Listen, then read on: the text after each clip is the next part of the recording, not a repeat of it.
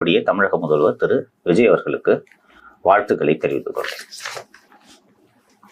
கார்த்திக், திரு விஜய் அவர்கள் மீது மக்கள் பேரன்பு கொண்டு வாக்களித்திருக்கிறார்கள் என்பதை இந்த தேர்தல் முடிவுகள் நமக்கு உணர்த்துகின்றன.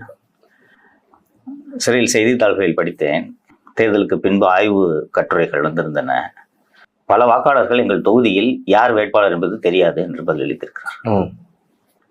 எப்படி வாக்களித்தீர்கள் என்று கேட்டால் விசில் போட்டேன், யார் இருக்கா என்பதெல்லாம் எங்களுக்கு தெரியாது, விசில். அப்போது உள்ளபடியே திரு விஜய் அவர்கள் மதுரை மாநாட்டில் தான் சொன்னார் என்று நினைக்கிறேன். ஒவ்வொரு வீட்டிலும் ஒரு விஜய், ஒவ்வொரு தொகுதியிலும் விஜய்.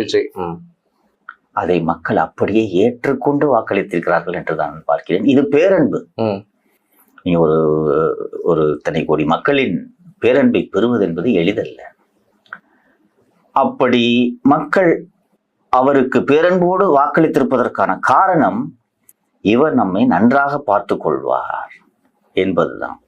அந்த பொறுப்பு திரு விஜய் அவர்களுக்கு இருக்கிறது. அதை உணர்ந்து அவர் செயல்பட வேண்டும் என்பதுதான் எனது விருப்பமும் உங்களது விருப்பமும் மக்களின் விருப்பம்.